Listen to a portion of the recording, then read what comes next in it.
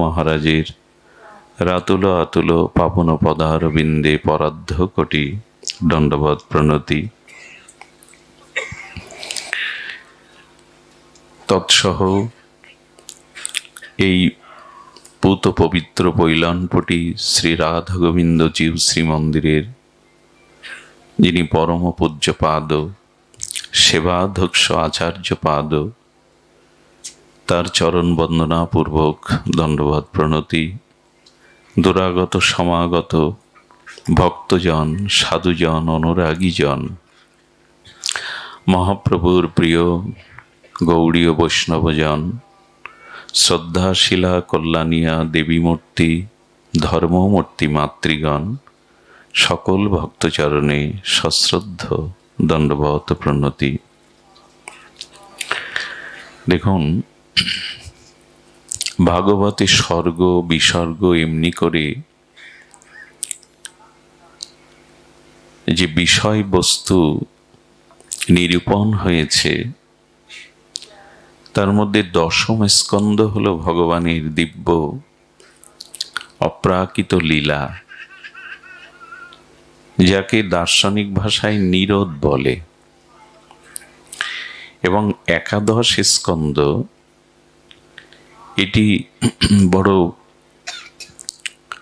দার্শনিক তত্ত্ব বিষয় আলোচিত হয়েছে।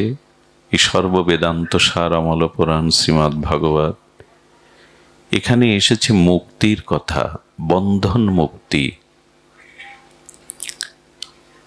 তো ভগবান বলেছেন, অনুগ্রাহ্য ভূতানাং মানসিং তনু আশ্রিতম ভজতে তাদৃশিক ক্রিয়া য শ্রুত্রা তৎপর ভবেৎ। ভগবানের দিব্য ক্রিয়া অর্থাৎ লীলা শ্রবণ করো, যা শ্রোত্রা তৎপর ভবেৎ। খুব ব্যাকুলতার সহিত, তৎপরতার সহিত হরিকথা হরিলীলা শ্রবণ করো, যা শ্রোত্রা তৎপর ভবেৎ। এটি ভগবানের অনুগ্রহ। তো দশম স্কন্ধ ভগবানের এই দিব্যলীলা পেরিয়ে একাদশ স্কন্ধে এসে আমরা একটু মুক্তির কথা, বন্ধন মুক্তির কথা আমরা আজ আস্বাদনে ব্রতী হব। এই সর্ববেদান্ত সার অমল পুরাণ শ্রীমদ্ ভাগবত সম্পর্কে আমরা ভূমিকাতে দুটি কথা একটু জ্ঞাত হই। দেখুন, নিগম কল্পতরুর গলিতং ফলং। ভাগবত হল নিগম কল্পতরুর বিগলিত রসময় অমৃত ফল, সার, সর্ববেদান্ত সার। আমাদের বৈদিক সনাতন সভ্যতায় নিগম এবং আগম শাস্ত্র, এই যে বেদ, বেদান্ত, উপনিষদ, এটি হলো বৃক্ষ। আচ্ছা, কোন বৃক্ষের সার বস্তু কোনটি? বৃক্ষের শাখা পোশাখা, তার পত্র, এটি নয়। বৃক্ষের সার হলো তার ফল। বৃক্ষের সারাৎসার হলো ফল। তো বেদ যদি বৃক্ষ হয়, যদি না, বেদ আমাদের বৃক্ষই। বৈদিক সনাতনের বৃক্ষ হলো বেদ। সেই বেদরূপ বৃক্ষের উপনিষদ রূপ শাখার পুরাণাদি পত্রের সারাৎসার বিগলিত রসময় ফল হলো ভাগবত। ভাগবত কিন্তু বেদ উপেক্ষা করে নাই, সর্ববেদান্ত সারকেই বলা হয় ভাগবত। যেমন বৃক্ষের সার হলো রসময় ফল। আচ্ছা, আম্রবৃক্ষকেই তো অমৃত আস্বাদ্য পরিপক্ক রসালো আম পাবো না, বৃক্ষ ছাড়া আম পাবো? তেমনি বেদ ছাড়া কিন্তু ভাগবতের অস্তিত্ব থাকে না। কিন্তু আম্রবৃক্ষের পাতায়, তার শাখাতে, ডালপালাতে ফলের রস পাওয়া যাবে তো? পরিপক্ক রসময় অমৃত স্বাদ, আমের স্বাদ পাওয়া যাবে তো? অথচ বৃক্ষ থেকেই এই ফলের উৎপত্তি। তেমনি আমাদের বেদ হলেন আমাদের সনাতনের বৃক্ষ। এই বেদ বৃক্ষের বিগলিত রসময় আস্বাদ্য, কারণ রসময় পরিপক্ক কেন বলছি? রসময় না হলে ওটি আস্বাদ্য হয় না। রসই হলো আস্বাদনের বিষয়। তাহলে ভাগবত কি জানলাম? বেদরূপ বৃক্ষের বিগলিত রসময় অমৃত ফলস্বরূপ হলো ভাগবত। নিগম কল্পতরুর গলিতং ফলম। দেখুন, ভাগবতকে সার বলা হচ্ছে এই জন্য, দুগ্ধের প্রতি বিন্দুতে পরমাণুতে ঘি আছে, কিন্তু দুগ্ধ যখন আমরা ব্যবহার করি, আহার করি, তখন ঘিয়ের স্বাদ পাই কি? দুধ দিয়ে কি প্রদীপ জ্বালানো যাবে? যাবে না। তাহলে দুগ্ধরূপ তত্ত্বের সারাৎসার হলো ঘৃত, কিন্তু দুগ্ধের প্রতি পরমাণুতে বিন্দুতে ঘি তত্ত্ব নিহিত আছে। দুধটাকে দই করতে হবে অম্লযোগে, দইটাকে ঘোল করে মন্থন করতে হবে, মন্থন ক্রিয়ার দ্বারা উৎকৃষ্ট আস্বাদ কোমল মাখন উঠবে। সেই মাখনটা অল্প অগ্নির তাপে দিলে দেব আয়ু বর্ধনম, দেব স্বাদ বর্ধনম, দেবতাদেরও স্বাদ বর্ধনকারী ঘৃত হবে। আর ঘৃত দিয়েই তখন প্রদীপ জ্বালানো যাবে। তেমনি বেদাদি শাস্ত্র হলো দুগ্ধ। দুগ্ধ ছাড়া কিন্তু ঘি পাওয়া, মাখন পাওয়া যাবে না। তত্ত্ব তো সমস্ত শাস্ত্রই হলো, বেদাদি নিখিল শাস্ত্র হলো দুগ্ধ, কিন্তু সেই দুগ্ধের উৎকৃষ্ট সারাৎসার হলো ভাগবত ঘৃত। আমরা তো ভাগবত শুনতে আসি, ভাগবত পাঠে আসি, তো ভাগবতটা কি এই বস্তুটি আগে আমাদের জানতে হবে। ভাগবত সার। আচ্ছা, ইক্ষুদণ্ড থেকে, ইক্ষুদণ্ডের মধ্যে তো রস বিদ্যমান আছে না? আখের মধ্যে ইক্ষুদণ্ড আকদণ্ডের মধ্যে রস বর্তমান, কিন্তু ওই রসটা নিষ্কাশন করে মাড়াই করে রস করলেন, আরেকটু সার হলো, হলো কিনা? ওই রসটা আবার প্রজ্বলিত, মানে জাল দিতে থাকলেন, জাল দিতে দিতে রসের মধ্যে যে হেয় পদার্থটা, ওটা উপরে ভেসে উঠল। ওটা বাদ দিয়ে রসটা গাঢ় হতে হতে গুড় হলো। স্বাদ বাড়ছে কিনা, সার হচ্ছে কিনা? আচ্ছা, গুড়টা আরো বেশি জাল দিলে দানা পড়ে চিনি হয়ে গেল। চিনিটাকে আরো গাঢ় করে জাল দিলে মিশ্রি বা সীতা মিশ্রি হয়ে গেল। অর্থাৎ আকরূপ রসের সার হলো মিশ্রিতে, সীতা মিশ্রিতে। তখন সমস্ত বেদাদি শাস্ত্রের সার রসময় হলো ভাগবত। জয় শ্রী ভাগবত পুরাণ কি। তো এই জন্য মানুষ ভাগবত শুনতে কেন আসবে? এটা নিখিল শাস্ত্রে শুধু সার নয়, এটি আস্বাদ্য রসময়, অমৃতময়। এর একটি বিন্দু কণা আমাদের কর্ণকুহার দিয়ে প্রবেশ করলে আমাদের হৃদয়ে প্রেম ভক্তি প্রবাহবান গঙ্গার ন্যায় উচ্ছ্বলিত হয়ে ওঠে, বিপ্রুট ও এক ফোঁটা। তো সেই ভাগবতে দেখুন, নিরোধ শব্দ কাকে বলে? চিত্ত এক জায়গায় স্থির হওয়া, চিত্ত মানে মন এক জায়গায় কেন্দ্রায়িত হওয়াকে বলে নিরোধ। তো দশম স্কন্ধ নিরোধ বলা হয়েছে। দার্শনিক পরিভাষা হলো নিরোধ মানে চিত্ত বা মন এক জায়গায় স্থিত হওয়া, অন্য জায়গায় আর যাওয়ার উপায় নেই, তাকে বলে নিরোধ। তো পাতঞ্জলি যোগ দর্শনে বলা হয়েছে যোগ ও চিত্তবৃত্তি নিরোধ। অষ্টাঙ্গ যোগের দ্বারা যোগীরা, ধ্যানীরা যৌগিক ক্রিয়া দ্বারা, অষ্টাঙ্গ যোগের দ্বারা মনকে নিরোধ করে। অষ্টাঙ্গ যোগ আসন, প্রাণায়াম, ধ্যান, সবশেষ সমাধি, এর দ্বারা মনের একটি জায়গায় স্থিতি হয়। তো বেদে যোগ দর্শনে মনকে যেভাবে নিরোধ করার কথা বলেছে আমরা পারবো না।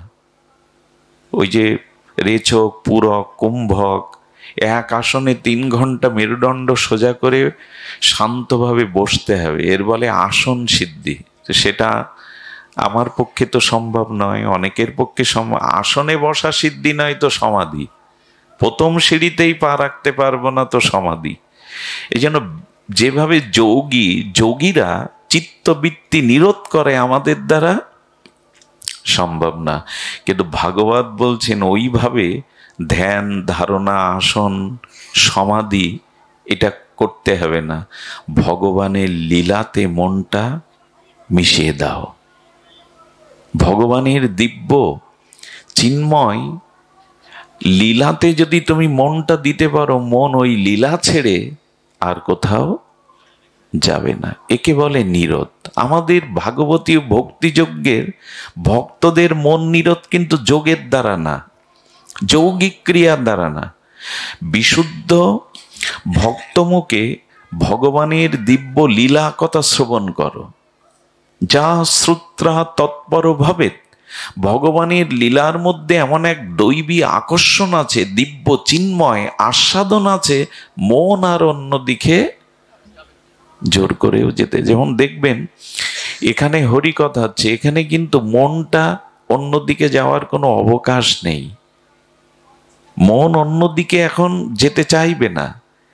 মন অন্যদিকে যদি আমাকে ফাঁকি দিয়ে যায়, কথাগুলি, শব্দগুলি কর্ণে প্রবেশ করবে না। যেটা যোগের দ্বারা, ধ্যানের দ্বারা, আসনের দ্বারা, ক্রিয়ার দ্বারা হয় না, এটা ভগবানের লীলা কথা সাধু সঙ্গে শুনলেই মন নিরোধ হয়ে যায়, আর কোথাও যেতে চায় না। এই জন্য ভগবানের লীলাতে মন যদি একবার স্থির হয়, মন আপনি অন্যখানে আর। এই জন্য তো গোপীরা ভগবানকে মন থেকে তাড়াতে চাইছেন। সব সময় ওদের মন প্রাণকে গ্রাস করেছে কৃষ্ণ ভাবনা, কৃষ্ণ লীলা। ওরা ভুলতে চেষ্টা করে কৃষ্ণকে। যোগীরা, মণিরা আমরা কৃষ্ণকে হৃদয়ে বসাতে চেষ্টা করি ধ্যানের দ্বারা, চিন্তার দ্বারা, আর ওরা তাড়াতে চেষ্টা করে। রাধারানীর 10ম দশায় যখন মৃত্যু পর্যন্ত, রাধারানীর তো মৃত্যু নাই, কিন্তু 10ম বিরহ দশায় যখন মূর্ছিত হয়ে যান, নাসিকায় তুলো দিয়ে দেখেন প্রাণটা আছে কিনা রাধারানী। ললিতা সখী এক সময় বলছেন, কৃষ্ণকে ভুলে যাওয়ার জন্য আমি যোগ শিখে এসছি, তুইও শিখে নে। কৃষ্ণকে স্মরণ করেই তো তোর এই দশা। কৃষ্ণকে ভুলবো কি করে? রাধারানীকে তখন শিখিয়ে দিচ্ছে, চোখ বন্ধ করে নিঃশ্বাস ক্রিয়া, ওই সুষন্মা, ইড়া, পিঙ্গলাই যোগের যা নিয়ম, এভাবে যদি তুই যোগ অবলম্বন করতে পারিস রায়, তাহলে কৃষ্ণকে ভুলে যেতে পারবি। যেই চোখ বন্ধ করে যৌগিক ক্রিয়া দ্বারা কৃষ্ণকে ভুলতে চেষ্টা করেছে, রাধারানী চোখ খুলে বলছেন, যত চেষ্টা করি তত বেশি মনে পড়ে, তত বেশি স্মরণ হয়। ওরা কৃষ্ণকে ভুলতে চেষ্টা করে কিন্তু তত বেশি। একে বলে আবেশ। লীলার প্রতি, ভগবানের নাম রূপ লীলার প্রতি, শ্রী ভগবানের প্রতি তাদের এত আবেশ,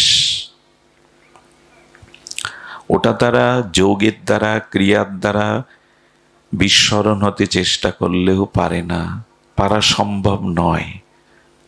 তো এই জন্য আমরা 10ম স্কন্ধ ভগবানের দিব্য ব্রজলীলা এই জন্য শ্রবণ করি, যে মন যাতে ওখানেই আটকে যায়। অন্যখানে গেলেই তো মনের গতি বিষয়ের গতির দিকে যাবে, পতনের দিকে যাবে, নিরোধ। কিন্তু 11 স্কন্ধকে বলা হয়েছে মুক্তি। 11 স্কন্ধটা যদি দার্শনিক পরিভাষায় বিচার করি, তাহলে এখানে মুক্তি, দেখুন মুক্তি বৈষ্ণবরা চাই না, আমরা আগেও শুনেছি। বৈষ্ণবরা মুক্তি, কিছু মনে নেবেন না, শুদ্ধ রাধা মাধবের, নিতাই গৌরের চরণাশ্রিত ভজনানন্দী শুদ্ধ ভক্তগণ নরক চায়, তবু মুক্তি চায় না। মুক্তি কাকে বলে? খুব ধ্যান দিতে হবে। মুক্তি হলো আমার নিজ সুখের একটা স্থায়ী অবস্থা, আমার স্বসুখ নিজ সুখের একটা স্থায়ী সমাধান ব্যবস্থা। তার মানে আমার আর জন্ম থাকবে না, মৃত্যু থাকবে না, কর্মফল থাকবে না, মানে আমি ব্রহ্মের সাথে লীন হয়ে যাব। একে বলে সাযুজ্য মুক্তি। কিন্তু ভক্ত বলছেন আমি নরক চাই। যদি কোনো অপরাধের কারণে, পাপের কারণে নরকে যাই, তো নরক ভোগ করে আবার এই জগতে এসে তোমার সাধু মহতের কৃপা পেয়ে তোমার সাধন ভজন করে প্রেম প্রাপ্ত হতে পারবো। কিন্তু একবার যদি তোমাতে মিশে মুক্তি পায়, আর তোমার ভজন রস থাকবে না, তোমার আরাধনা থাকবে না, তোমার সেবা থাকবে না। এই জন্য মুক্তি মানে মোক্ষ, মুক্তি মানে মোক্ষ। ভক্তরা মোক্ষ চায় না, অপরাধে পতন হোক, নরকে যায়, আবার ফিরে এসে আবার সাধুগুরুর কৃপা পাবো, ভজন পাবো, সেবা পাবো, যুগল আরাধনা পাবো। কিন্তু মুক্তি পেলে, এই জন্য শাস্ত্রে বলছে চিনি হতে চেয়েও না, চিনি খেতে শেখো। চিনি হয়ে লাভ কি? আচ্ছা, চিনি আপনি হয়ে গেলেন, তাতে আস্বাদন থাকবে। চিনি আস্বাদন করার, আহার করার যে একটা মিষ্টতা, এটা চিনি হয়ে গেলে আর আস্বাদন থাকবে? তো মুক্তি পেয়ে গেলে সেবা থাকলো না, সঙ্গ থাকলো না, ভজন থাকলো না। ভক্ত বলছেন তাহার মধ্যে মোক্ষ বাঞ্ছা কৈতব প্রধান। কপটতার প্রধানত বিষয় হলো মুক্তি চাওয়া। কিন্তু আমরা মুক্তি নিয়ে আলোচনা করছি কেন? বলো, মুক্তি শব্দের আমাদের আচার্যরা অন্য অর্থ করেছেন।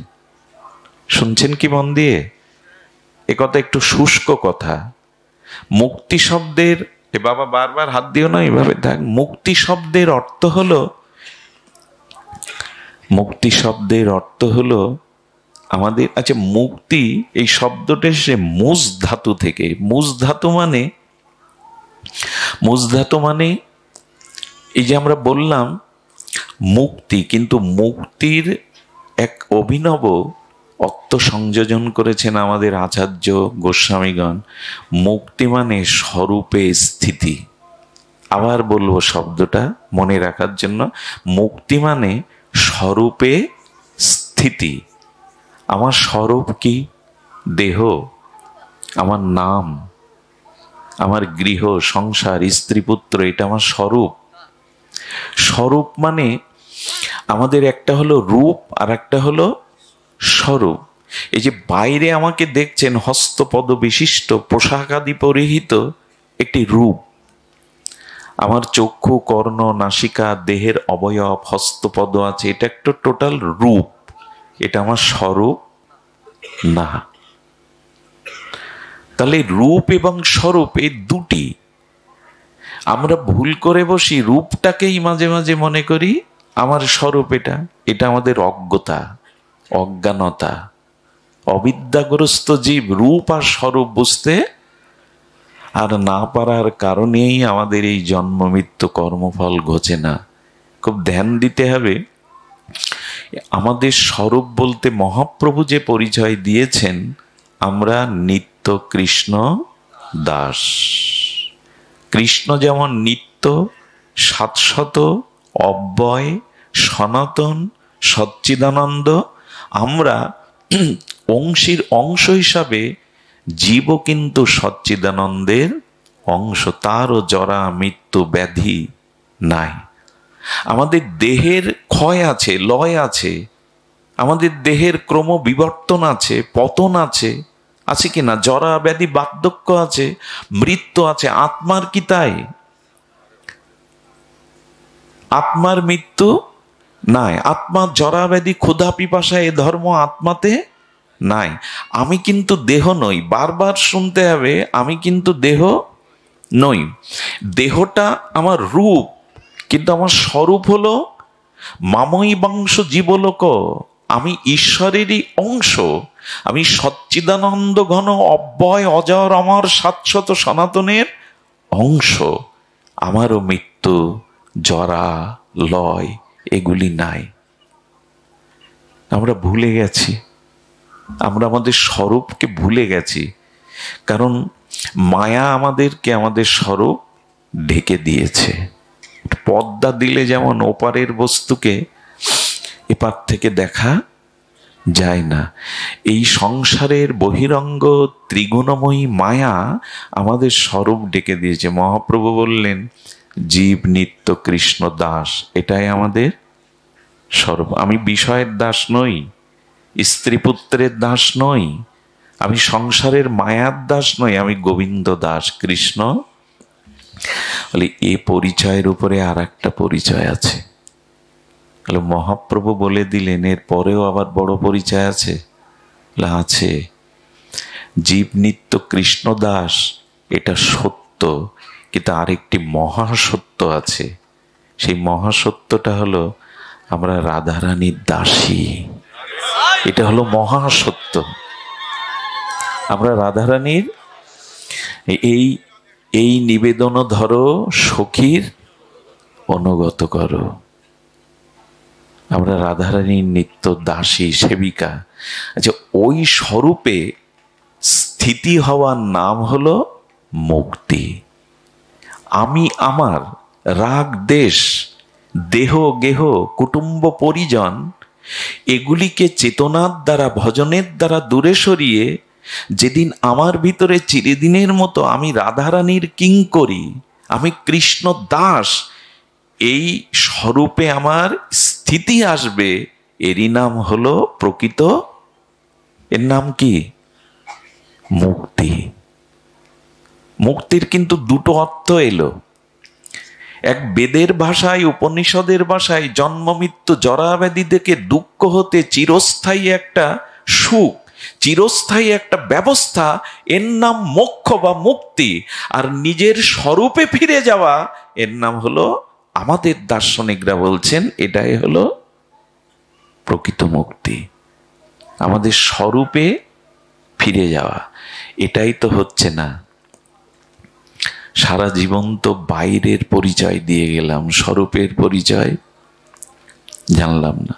আচ্ছা, কোনো রাজার ছেলেকে, রাজ পরিবারের রাজপুত্র, সেই রাজার ছেলেকে যদি কেউ চুরি করে, হরণ করে নিয়ে যায় আতুর ঘর হতে, মায়ের কোল থেকে, তো যে চোর নিয়ে গেছে সেই চোরের, তাদের কৃষ্টি, সংস্কার, কালচার বড় নিচু, অখাদ্য, কুখাদ্য, অপরিচ্ছন্ন পরিবেশে যখন ছেলেটা বড় হতে থাকে, ওদের রূপের সাথে মিলবে তো? ওদের যে রূপ রাজার ছেলের রূপের সাথে মিলবে? ওদের খাদ্যাখাদ্য ব্যবহার রুচির সাথে এর মিলবে? ওর কোথায় যেন মনে হবে এগুলি ঠিক আমার ভালো লাগে না। আমরা তেমনি ভগবানের অমৃতের পুত্র, অমৃত থেকে এসেছি। মায়া আমাদের হরণ করে এই কামনা বাসনার পরিবেশে বড় করে তুলছে। আমাদেরও মন মাঝে মাঝে কিন্তু মনে হয় এটা আমার জায়গা নয়, এখানে আমি প্রকৃত শান্তি পাচ্ছি না। এখন কোন ত্রিকালজ্ঞ যোগী, সাধু, মহাত্মা যদি ভিক্ষার ছলে পরিভ্রমণ করতে করতে একদিন ওই ছেলেটাকে কোলে নিয়ে বলে, তোর এখানে ভালো লাগে? বলে, আছি এখানে, কিন্তু আমার মন যেন এখানে বসে না। সাধু তখন বলে, তুই রাজপুত্র, তুই এদের কেউ না। তোর পিতা আছে, মাতা আছে, তোর নিজ আলয় আছে, তুই রাজপুত্র, এদের মতো ভিখারি না। বললেন, এই জন্য তো আমার এখানে মন চায় না, এদের সাথে মেশে না। সাধু তখন বললেন, আমি তোর বাবার নামটা দিয়ে যাচ্ছি, এটা মাঝে মাঝে স্মরণ করলে শান্তি পাবি। ওই নাম স্মরণ করতে করতে সাধু পুনরায় আসে গোপনে। তখন ওই ছেলেটা বলে কি, বাবার নাম নিতে তো বড় আনন্দ লাগে, কিন্তু দেখতে যে স্বাদ হয়।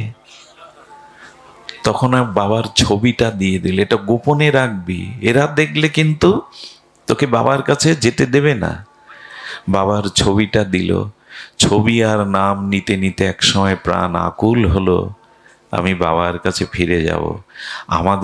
আমরা সব হরণ হয়ে গেছি মায়ার দ্বারা, মায়ার সংসারে গোবিন্দ হতে, সেই পরম পিতা থেকে, সচ্চিদানন্দ থেকে হরণ হয়েছে। এই জন্য সংসার মাঝে মাঝে সবার ভালো লাগে না, এখানে অতিষ্ঠ হয়ে ওঠে, এইখানটায় আমার শান্তি নেই, এরকম হয় না সবার মনে মাঝে মাঝে?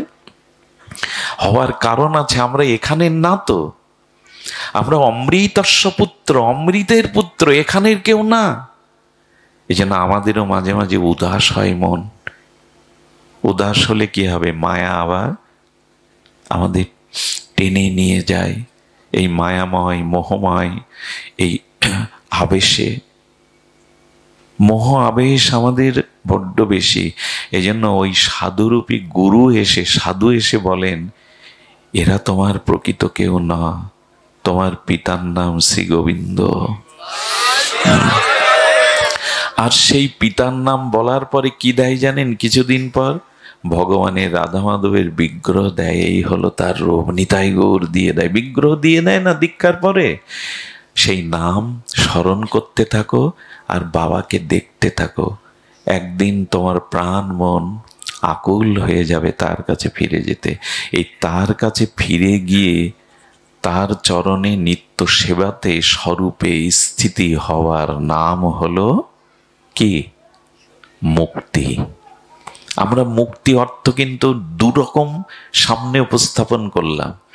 কখনো যেন নিজের জন্ম মৃত্যু জরাব্যাধি থেকে স্থায়ী সুখ ব্যবস্থা, এই মুক্তি যেন না চায়। এই মুক্তি গৌড়ীয় ভক্তগণ চাননি। এই জন্য তো এখানে বলেছে, দেখো, পুত্র দ্বারা আপ্ত বন্ধুনাং সঙ্গম পান্ত সঙ্গম। ভাগবতের শব্দ দেখুন, সার বলেছি তো, সার তো হতেই হবে, সারাৎসার। অনুগেহং অন্ত স্বপ্ন নিদ্রা অনগ যথা।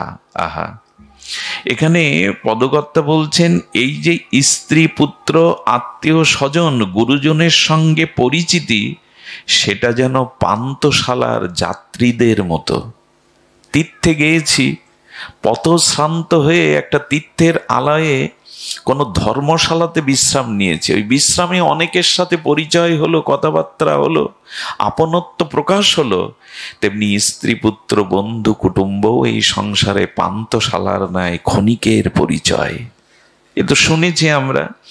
হ্যাঁ, তো ওই ক্ষণিকের পরিচয় আটকে থাকে না, পান্তশালা থেকে নিজের লক্ষ্যপথে চলে যায়। এটা কেমন জানেন? স্বপ্নের মতো। স্বপ্ন ভঙ্গের পরে স্বপ্ন কি আর থাকে? যে স্বপ্নটা দেখছিলাম, স্বপ্ন দেখবার সময় এটা সত্য মনে হয়েছিল, কিন্তু স্বপ্ন ভঙ্গের পরে, যেদিন গুরু কৃপায় তোমার দিব্য চেতনা হবে, জ্ঞান হবে, সেদিন জানবে সংসার স্বপ্ন সম। কিছুদিনের এখানে পান্তশালাতে আমরা থাকতে এসেছি। তবে একটা কথা বলি, মুক্তি শব্দটা কখন আসে? যখন বিপরীতে বন্ধন শব্দটা আসে। মুক্তি কে চায়?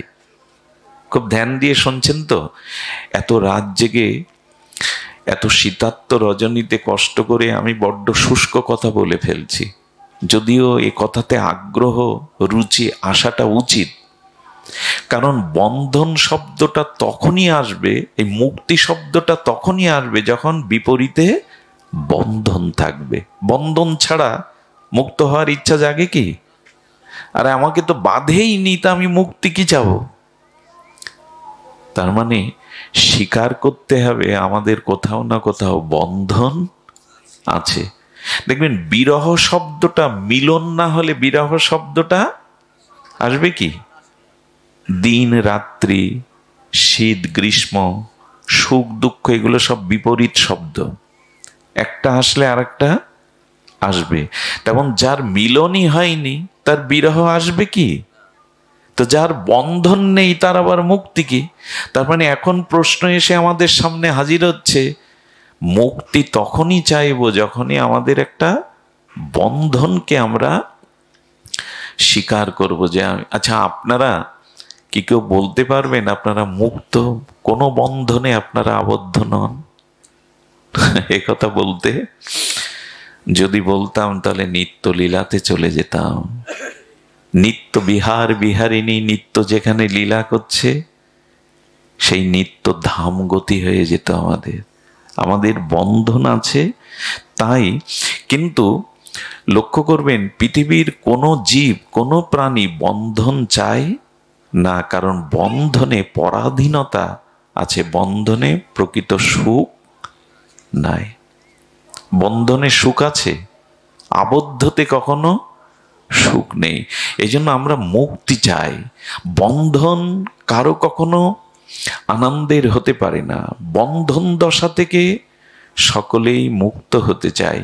এই জন্য মুক্তি সব দেখুন, বন্ধন বন্ধন বলছে, এই বন্ধনটা কিন্তু বাইরে রঞ্জু দিয়ে বাঁধা। আপনাকে আমাকে কেউ রঞ্জু দিয়ে বেঁধেছে নাকি?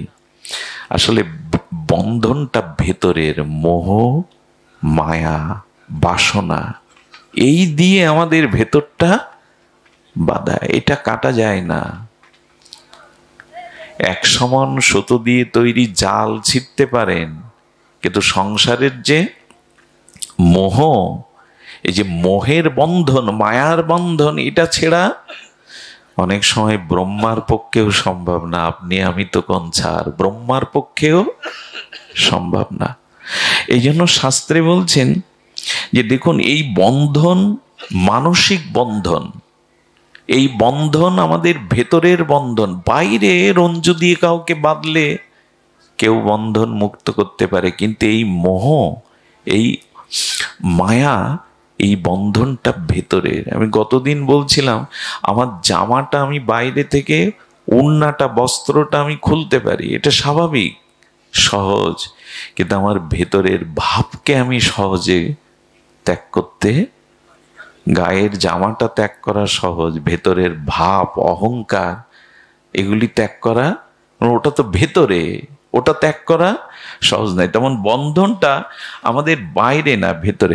বন্ধন শব্দের এক স্বামীজি খুব ভালো অর্থ করেছে। আমাদের বন্ধনটা কিসে জানেন? বন্ধু প্লাস ধন। শব্দটা বারবার বললে কি হয়? বন্ধু প্লাস ধন, বন্ধন।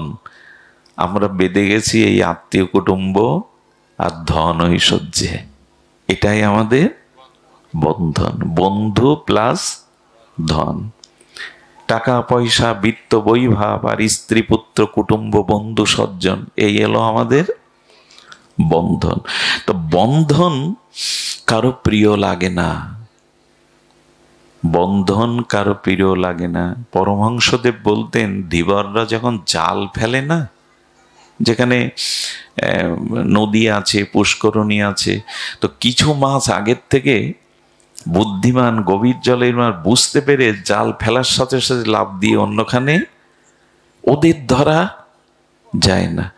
কিছু মাছ আছে দেখবেন, ওর মধ্যে আটকা পড়ে ছটপটানি শুরু করে, লাফালাফি শুরু করে, আর এই লাফালাফি চেষ্টাতে কেউ না কেউ জাল ছিঁড়েও বেরিয়ে যায়।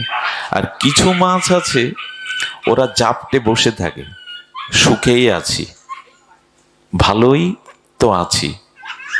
ভালো থাকার উপরে তুললে কি হয় তা আপনারা জানেন, খাড়ার মধ্যে পুরে এবার কেটে কুটে, হ্যাঁ, যা যা পরিণতি হয় তা জানেন।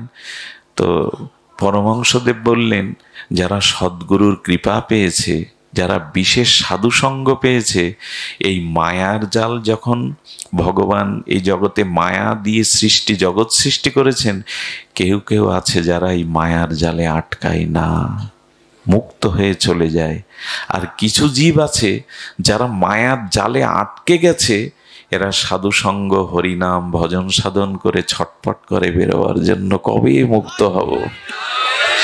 এই যেমন আপনারা কিন্তু আর ছটপট করে এসেছেন, এত পথ আসতে একটু সংসার, স্ত্রী পুত্র, দেহ সুখটা শিখতে হয়েছে, না হলে এখানে কেউ আসতে পারেননি। এখানে এসে কিছুটা ছটপট হয় মনের, কবে এই বন্ধন মুক্ত হব। আর আমার মতো মাদি শোষণ জালে আটকে আছে, বেশ আছি, খাওয়া দাওয়া ভোগ বিলাসে বেশ আছি। হ্যাঁ, আরেকটা জিনিস লক্ষ্য করবেন, জাল যখন ধীবর নিক্ষেপ করে, একটা জায়গার মাছ কোনোদিনই তার জালে আটকা পড়বে না, তারা মুক্ত থাকবে। আচ্ছা, ধীবর যখন জাল নিক্ষেপ করে তার একেবারে চরণের বা পায়ের নিকটে জাল পড়ে কি না একটু দূরে গিয়ে পড়ে? কিছু কিছু বুদ্ধিমান মাছ আছে, যে জাল ফেলছে তার পায়ের কাছে থাকলে কোনো জন্মেই আর ওই জালে আটকাবে না। শ্রী গুরু গোবিন্দের চরণে যারা পড়ে আছে, মায়া আর তাদের আটকাবে না, তাদের বাধা যাবে না। শ্রীগুরু চরণাশ্রয়, ভগবানের চরণে যারা আছে, জাল কি করবে? জালটা পায়ের কাছে পড়ে না, একটু দূরে গিয়ে। গোবিন্দ যেন বললেন, আমি মায়ার জাল ফেলেছি, কিন্তু আমার চরণাশ্রয় করে যে জীব আছে তাকেই জাল আটকাতে। যিনি এখানে যারা এসছেন দেখবেন এখন মায়া কাজ করবে না, মায়া আমাদের কাজ করবে না। এই জন্য এই যে আমি আমার, রাগ দেশ, এগুলি হলো বন্ধন। আমি আমার রাগ দেশ, এগুলি হলো আমাদের এই বন্ধন। আচ্ছা, বন্ধনটা সেই ইচ্ছা থেকে, খুব ধ্যান দিয়ে শুনুন, আমি খুব দার্শনিক একটি বিচার, মানে আমি মোক্ষ নিয়ে, মুক্তি নিয়ে কথা বলছি, তো এই কথাগুলি এরকমই, সহজ করে বলা যায় না, তবু চেষ্টা পাচ্ছি। আমি তো ঘোর মূর্খ, তো সে কারণে সহজ করে আমিও বুঝবার চেষ্টা করছি। আমরা সহজ করে সহজ জিনিসটা নিতে পারলেই হলো। অত সংস্কৃতি, অত বেশি দার্শনিক বিচার আমার সামর্থ্যও নেই, যোগ্যতাও নেই, সাধনাও নেই। আসুন আমরা সহজ করে শুনো। বন্ধনটা ইচ্ছা থেকে আসে। কিসে থেকে? ইচ্ছা থেকে। এটা চাই, ওটা চাই, ইচ্ছা। তো ইচ্ছাটা একটু সাধু ভাষায় বললে বাসনা। তো এই বাসনা বা ইচ্ছায়, আমাদের ইচ্ছা দুই প্রকার, একটু ধ্যান দিয়ে শুনতে বলছি, খুব সার কথা। ইচ্ছাটা আমাদের দুই প্রকার, একটা হলো স্বাভাবিক ইচ্ছা, নিত্য বা স্বাভাবিক ইচ্ছা, আর একটা হলো নৈমিত্তিক ইচ্ছা। খুব ধ্যান দিয়ে শুনতে হবে। আমরা নূতন কিছু পথ চলার প্রেরণা পাবো এর থেকে, অন্ধকারের পথে কিছুটা আলোক বর্তিকা পাবো, যাতে অন্ধকারের পথ নির্বিঘ্নে চলতে পারি। সেই পাঁচটি হলো আমাদের স্বাভাবিক ইচ্ছা। কটি? পাঁচটি। স্বাভাবিক বলছি কেন জানেন? জন্মের সাথে সাথে ইচ্ছাগুলো আমাদের মধ্যে স্বাভাবিকভাবে থেকে যায়। আর কিছু ইচ্ছা নৈমিত্তিক, যেটা বাইরে থেকে পরবর্তীতে জন্মের পরে এসে উদয় হয়, হাজির হয়। তো প্রথমে আমাদের মধ্যে যে স্বাভাবিক ইচ্ছা, জন্মগতভাবে স্বাভাবিক ইচ্ছা 5 প্রকার। তার মধ্যে প্রথমটি হলো সবাই সুখী হতে চায়। আপত্তি আছে কারো? সব প্রাণীর একটা ভেতরের ইচ্ছা হলো আমি সুখী হতে চাই, দুঃখের ভার কেউ বইতে চায় না। এমনকি লক্ষ্য করবেন, সুখ যখন আমাদের জীবনে আসে, তখন সুখটা যাতে চিরস্থায়ী হয় এটা আমরা মনে করি, যাতে দুঃখ এসে প্রবেশ না করে। সুখের মধ্যে দুঃখের প্রবেশ কেউ চান? সুখে আছি, এর মধ্যে দুঃখ আবার প্রবেশ করুক? এই জন্য আমাদের চিরকালীন একটা স্বাভাবিক ইচ্ছা, জন্ম থেকেই স্বাভাবিক ইচ্ছা, সুখী হতে চাই, সুখ চাই। আর জন্ম থেকে দেখবেন কেউ কারোর অধীনস্থ হতে চায় না, সবসময় মুক্ত থাকতে চায়। এই জন্য দেখবেন যারা চাকরি করে, বসের সামনে বেশিক্ষণ দাঁড়াতে মন চায় না। কেন বলুন তো? মুখ নিচু করেই থাকতে হয়, তো সার করতে হয়, হ্যাঁ হ্যাঁ করতে হয়। এই জন্য বেশিক্ষণ বসের টেবিলের সামনে দাঁড়াতে চায় না, মুক্তি চায় সবাই। কেউ কারো অধীনস্থ এটা থাকতে চায় না। তার মানে মুক্তির বাসনাটা আমাদের স্বাভাবিক, নেই তা নয়। কেউ কারোর আনুগত্য মেনে নিতে চায় না। কেউ কারোর আনুগত্য, মানে ওই যে বন্ধন, মানে হ্যাঁ, যে জন্ম থেকে স্বাভাবিক আমরা মুক্তি যেন চাই, বন্ধনে আবদ্ধ চাই না। হ্যাঁ, এই জন্য এগুলি কিন্তু স্বাভাবিক ইচ্ছা, সকলের মধ্যে শত স্বাভাবিকভাবে এটা হয়। আরেকটি ইচ্ছা দেখবেন, সকলে বড় হতে চায়, কেউ ছোট থাকতে চায় না। সকলেই স্ব ক্ষেত্রে বড় হতে চায়। সব সময় মানুষের মধ্যে দেখবেন, কাউকে আপনি ছোট করতে চাইবেন সব ব্যবহারের দ্বারা, শব্দের দ্বারা, তখনই আপনার অহংকারে আঘাত লাগে, কারণ ছোট হতে কেউ চায় না। এগুলো খুব মার্মিক বিষয়, যে দেখবেন সবাই সুখ চায়, কেউ বন্ধন বা কারো আন্ডারে থাকতে চায় না, আর সকলেই বড় হতে চায়। কারণ নাল্পে সুখমস্তি, অল্পের মধ্যে, ছোটর মধ্যে সুখ নাই, স্বাধীনতা নাই। আমি পূর্বে বলেছি, ছোট একটা জলের পাত্রে ছোট একটা মাছ রেখে দেন, অক্সিজেনের অভাবে কিছুক্ষণ পর ছটফট করবে। ও তখন বলবে, আমাকে একটু পুষ্করণীতে দিয়ে দাও হে বিধাতা, আমার তো বাঁচার স্বাদ আছে, আমাকে একটু পুকুরে দিয়ে দাও। পুকুরটা তো বৈশাখ মাসে, চৈত্র মাসে শুকায়, আবার সেই জলের অভাব, আবার সেই ছটপট করা। তখন বলছে একটু খাল বিলে দিয়ে দাও, খাল বিলও তো বৈশাখ জ্যৈষ্ঠে শুকায়। বলছি না, অল্পতে তো সুখ নাই, সুখ পাচ্ছি না। তখনই ও বলবে, আমাকে নদীতে দিয়ে, যখন নদীও তো মারা যাচ্ছে। সর্বশেষ বলবে, প্রভু ওই যত অল্প জায়গায় তত দেখি সমস্যা, তুমি একেবারে আটলান্টিক বা বঙ্গোপসাগরে, ভারত মহাসাগরে দিয়ে দাও, ওইখানে আমার জলের অভাব হবে না। এই জন্য ছোট ছোট স্থান, ছোটতে কেউ শান্তি পায় না। এই জন্য সবাই বড় হতে চায়, এবং আমাদের চাওয়াটাও তাই।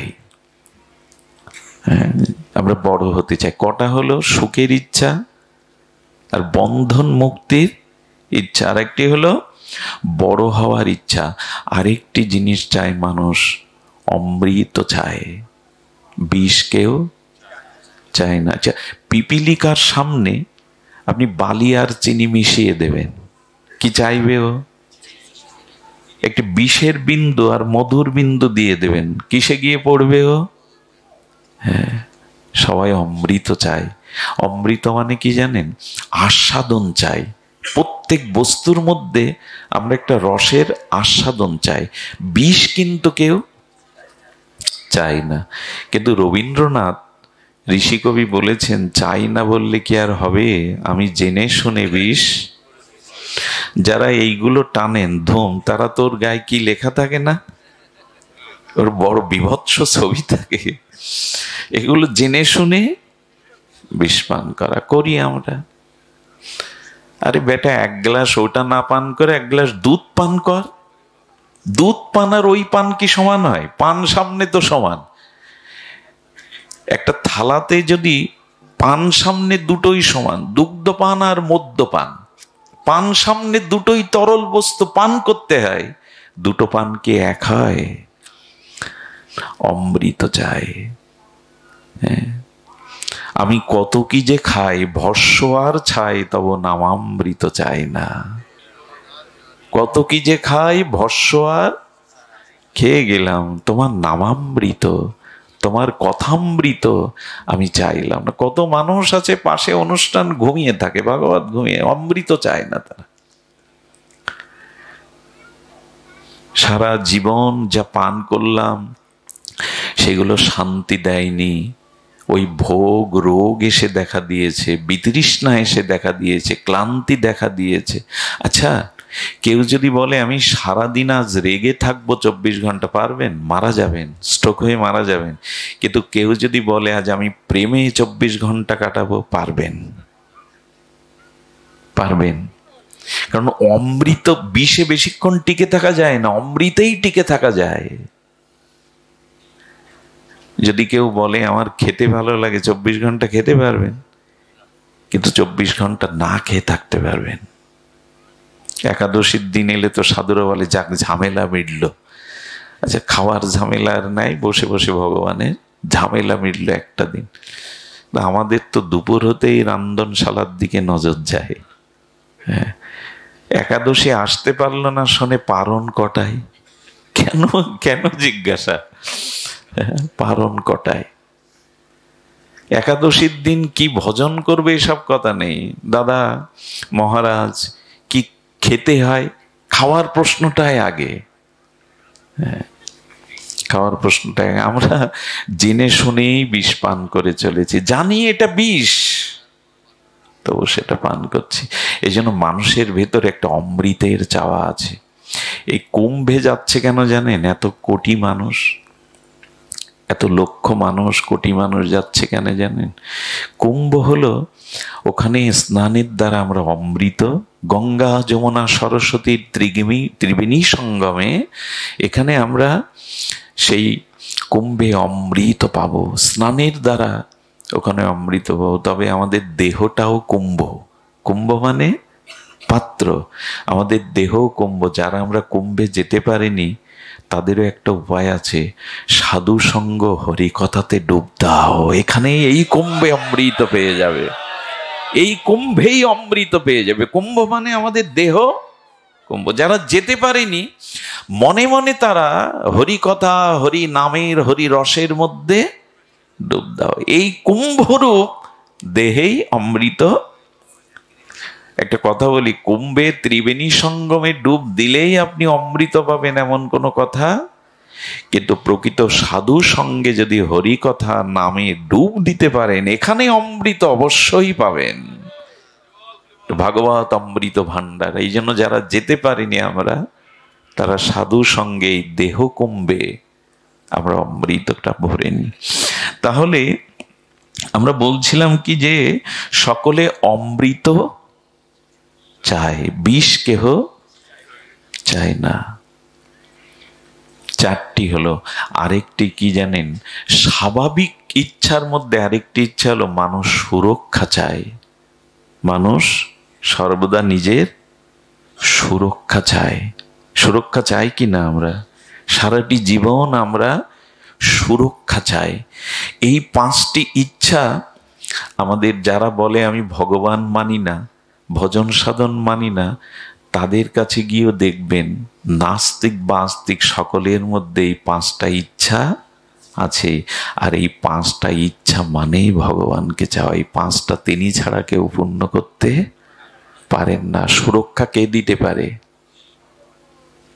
এই পৃথিবীতে কেউ কারো সুরক্ষা দিতে পারেন, একমাত্র ভগবানই পারেন সুরক্ষা দিতে। অমৃত একমাত্র ভগবানের কাছেই আছে, আর কারো কাছে অমৃত নাই। সুখ একমাত্র কৃষ্ণ দিতে পারে, অন্য কেউ সুখ দেওয়ার ক্ষমতা নাই। অমৃত ভগবান, ভগবান অমৃতময়, তাই অমৃত। সুখ সিন্ধু হলেন ভগবান, সচ্চিদানন্দ সুখ সিন্ধু। এই জন্য সুখ, অমৃত, সুরক্ষা, বড় হওয়া। আচ্ছা, বড় কি করে হওয়া যায়? আপনারা লক্ষ্য করেছেন এই পৃথিবীতে সব থেকে বড় খ্যাতি, সব থেকে বড় সম্মান কারা পায়? যারা ভগবানের ভক্ত হয়েছেন তারাই। একজন সম্রাট, একজন ইতিহাসবিদ, তারাও মাঝে মাঝে জগৎ থেকে ইতিহাস কখনো কখনো তাদের ধিক্কার দেয়, ইতিহাসের পাতা থেকে তাদেরও মুছে ফেলা হয়। কিন্তু ভক্তকে, প্রহ্লাদকে মুছে ফেলতে পারবেন? ধ্রুবকে মুছে ফেলতে পারবেন? পারবেন না। 70 বছর বয়সে আর বিনা পুঁজিতে, তেমন টাকা কড়ি ছিল না, এই ভক্তি বেদান্ত স্বামী প্রভুপাদ আমেরিকায় গিয়েছিলেন। 70 বছর বয়সে পার্কে বসে খোল নিয়ে 3 ঘন্টা কীর্তন করতেন। কাছে কিছু নেই। সেই 70 বছরের বৃদ্ধ ভোগাক্রান্ত স্থূল ভগবাদ আমেরিকাকে নাড়িয়ে দিল, বিশ্বকে নাড়িয়ে দিল। কোন প্রেসিডেন্টের দ্বারা এটা সম্ভব? প্রভুপাদ ইসকন সোসাইটি সৃষ্টি করে সারা পৃথিবীতে যেটা প্রচার করলেন, এটা কোনো বিশ্ব নেতৃত্বের দ্বারা সম্ভব? তারা তো আজকে রাজা আছে, কালকে তাদের ঠিকানা নেই। এই জন্য বলছেন বড় হওয়ার স্বাদ সকলেই, তো বড় কখন হবেন? ভগবানকে ভালোবাসলে ভগবান বললেন আমি তাকে আমার থেকেও বড় করে তুলি, আমার ভক্তের মর্যাদা আমি বড় করে তুলি। এই জগতে তারই খ্যাতি হয় যিনি গোবিন্দের ভক্ত হয়েছেন। কিছু মনে নেবেন না, আমার মতো নরাধম, আমার ব্যক্তি পরিচয় যদি জানেন তো থুতু ফেলবেন আপনারা। আমাদের তো কোনোই পরিচয় দেওয়ার কিছু নেই, না আছে বিদ্যা, না যে সংস্কার। তবে এত দূর দূরান্ত থেকে ভক্তগণ কেন আমার ভেতরে, মানে এই যে এখানে আসেন হরিকথা শুনতে, আমার স্বাতন্ত্র তো কোনো পরিচয়ের জন্য এখানে কেউ আসে না। যদি প্রশ্ন করেন তবে আপনারা উত্তর কি দেবে জানেন? মঙ্গলজি, কেন আসি জানো?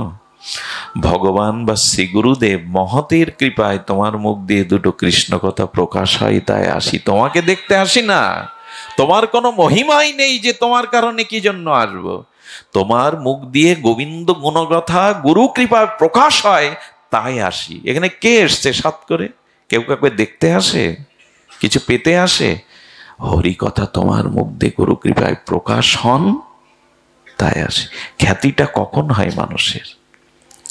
আমাকে একজন প্রশ্ন করেন, দাদা সেই ছোট্ট কাল থেকে পাঠ প্রচারে আছো, পেয়েছো কি? অনেক সময় তো তোমার নামে দুর্নামও শুনি, বদনামও শুনি, কি পেয়েছো?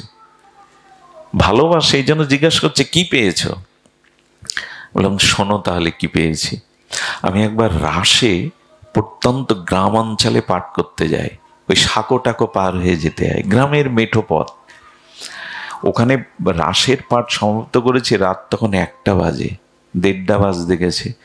আমি ওই গ্রামের ছোট নদীর তীরে, সেটা শারদ পূর্ণিমা, উদ্ভাসিত আলোয় আলোকিত সারা জগৎ, শারদ পূর্ণিমার পূর্ণচন্দ্রের বিকশিত জ্যোৎস্নায় আমি দাঁড়িয়ে আছি। বহু দূর হতে দেখে এক বৃদ্ধা মা তার যুবক নাতনিকে বলছেন নিয়ে চল, আমাকে একটু নিয়ে চল। আরে আমি পড়ে যাচ্ছ, হাঁটতে পারছ না, তো নিয়ে যাব কি? নাতনিটা তাকে বারবার কটু কথা বলছে, বলে মারিস ধরিস পড়ি মরি, একবার নিয়ে চল। বলি এর ছুটে আসছে কোথায়? নিয়ে চল নিয়ে চল। বাবা নিয়ে চল। হে ঠাকুর যেন একবার দেখা পায়। তার ব্যাকুলতা দেখে, পড়া দেখে, এত কষ্ট করে আসা দেখে আমি গিয়ে বলছি, বুড়িমা কোথায় যাচ্ছেন হন্তদন্ত এই রাত 1:30টায়? বলে বিল্বমঙ্গলকে একবার দেখতে যাচ্ছি। যে মাইকে শুনছিলাম রাসের কথা, গোবিন্দের কথা, ব্রজলীলার কথা, মনে হলো কবে মারা যাব, একবার একটু ওকে দেখে আসি, আশীর্বাদ করে আসি। হ্যাঁ, আমি প্রণাম করে বুকে জড়িয়ে ধরে বললাম আমার মাথায় হাতটা রাখুন।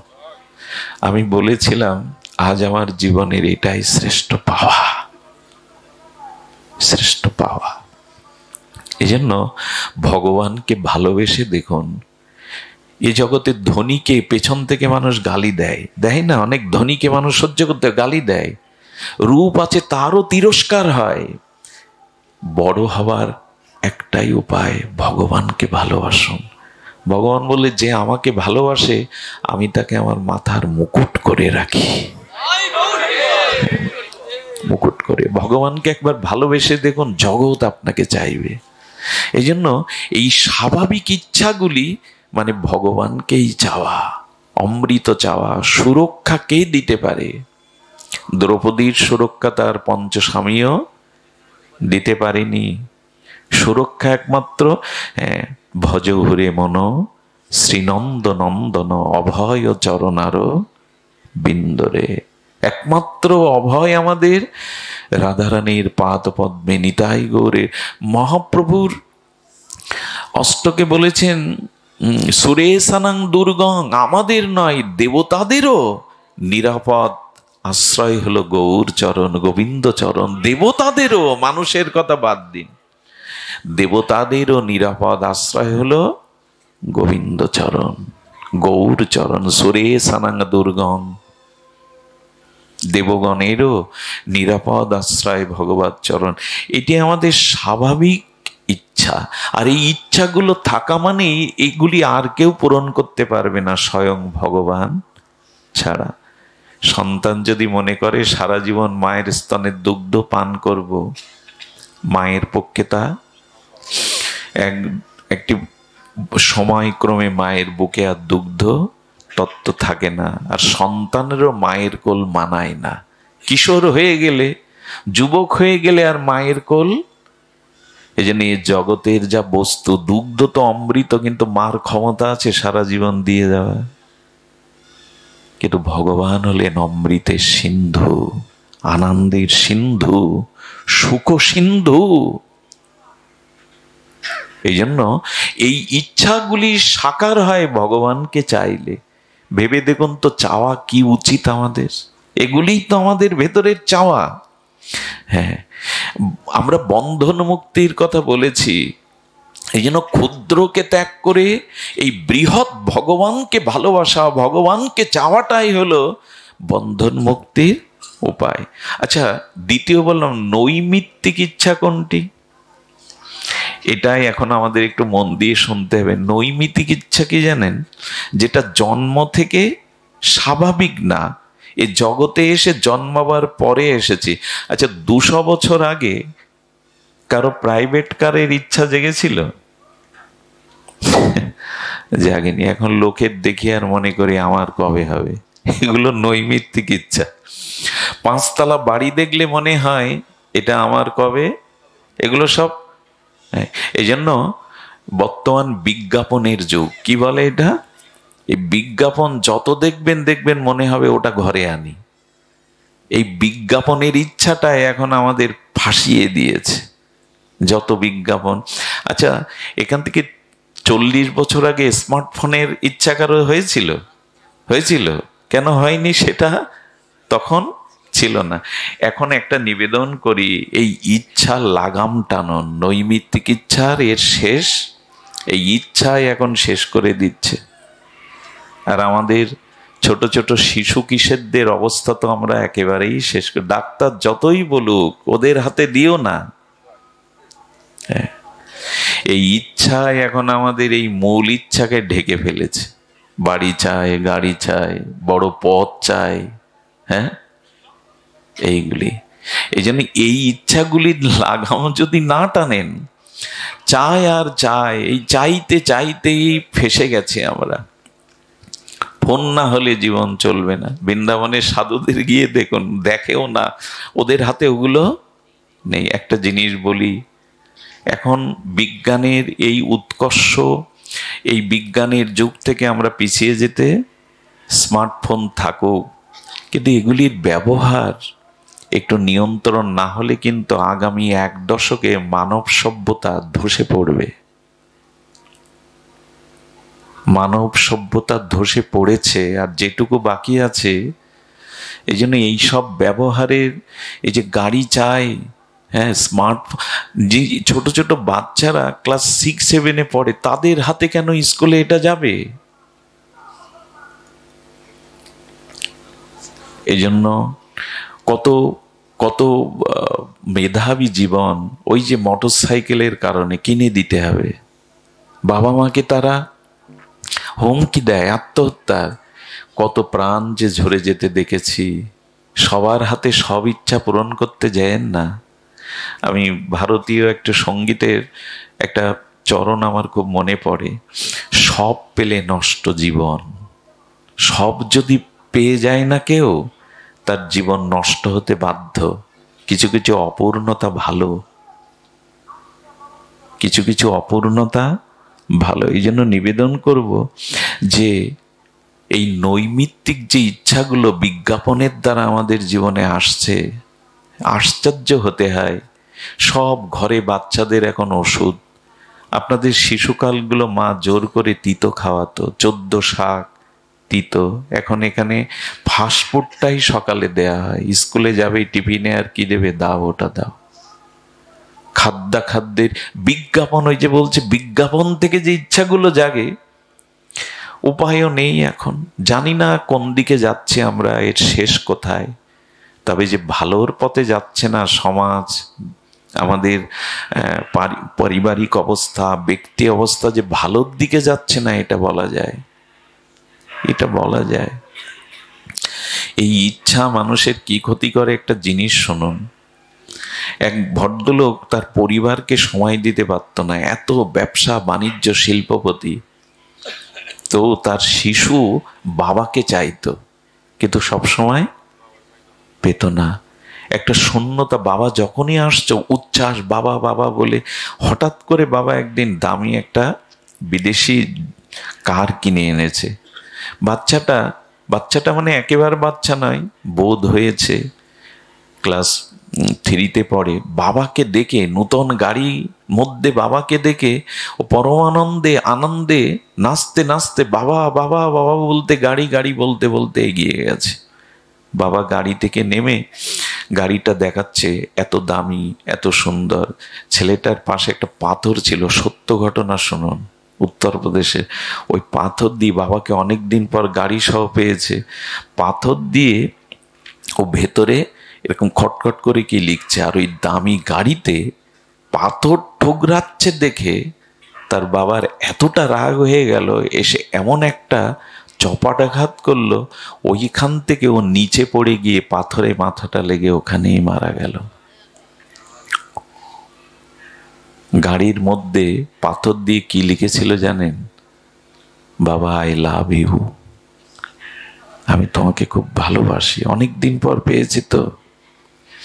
এই জন্য সময় দিন। নিজের ভোগ বিলাস ইচ্ছার পিছনে যদি ছুটতে থাকেন, পরিবার লোপাট হয়ে যাবে। সময় দিন, তাদের অধিকার আছে আপনাকে কাছে পাওয়ার। আজ মানুষ বাইরে আড্ডা দেয়, অথচ ঘরের মধ্যে স্ত্রী পুত্র নিয়ে, তাদের নিয়ে সে খেলা করুন, গল্প করুন, ওদের সময় দিন, দেখবেন সব উজাড় হয়ে যাবে, সব উজাড়। বাইরের ইচ্ছাটা, বিজ্ঞাপনের ইচ্ছাটা, ভোগের ইচ্ছাটা। আমি গাড়িতে তো, আমি নিশাচর বলে আমার অনেকে, আমি রাতেই চলি, সারা জীবন পথেই রাত কাটে। তো দেখেছি ব্রিজের উপরে, হ্যাঁ, খালের পাশে, নদীর পাশে বর্তমান যারা কিশোর যুবক, তারা ওই নেটে আবদ্ধ হয়ে আছে। বড় কষ্ট লাগে। বিশ্ববিদ্যালয়ের সামনে যান রাত 2টোর সময়, তারা আবদ্ধ, ঘুম নেই চোখে। কোথায় যে বর্তমান প্রজন্ম চলেছে! এই বাইরে বিজ্ঞাপনের রঙিন যুগ থেকে যদি বাঁচাতে চান, পরিবারকে সময় দিন। পারলে ছেলে মেয়েকে নিয়ে একটু ভাগবতে আসুন, একটু মন্দিরে যান, এগুলো তাদের বাঁচাতে পারে, এগুলো তাদের বাঁচাতে পারে। এই জন্য আমরা বন্ধন মুক্তি চাই কেন জানেন? আমাদের স্বভাব স্বাভাবিক হলো নিরাপত্তা চাই, সুখ চাই, অমৃত চাই, সুরক্ষা চাই, বড় হতে চাই। আর এগুলো চাওয়ার মানেই হলো ভগবানকে চাওয়া। এটার নামই বন্ধন মুক্তি, স্বরূপে স্থিতি হওয়ার নামই। আর দেখবেন আমাদের স্বাভাবিক হলো, যে প্রাণীর ভিতরে স্বভাব যেমন সে সেদিকেই। এটা কিন্তু আমাদের স্বভাব, আমরা অমৃত থেকে এসেছি। ঈশ্বরকে ভালোবাসায়, তাকে সেবা করায়, তাকে চাওয়াই আমাদের স্বভাব। যার যা স্বভাব না, সে সেদিকেই যায়। আচ্ছা, পাখি কখনো খাঁচায় থাকতে ভালো বোধ করে? ওর স্বভাব কি? খাঁচার মধ্যে আবদ্ধ থাকা। এই জন্য ফাঁক পেলেই উঠতে চায়। জলকে আপনি মোটরের দিয়ে যতই 5 তলায় তুলুন, ওর স্বভাব হলো বিন্দু বিন্দু আকারে। জল কোন দিকে যেতে চায়? নিচের দিকে। যার ভেতরে যা স্বভাব, সেদিকেই তার গতি প্রকৃতি যাবেই।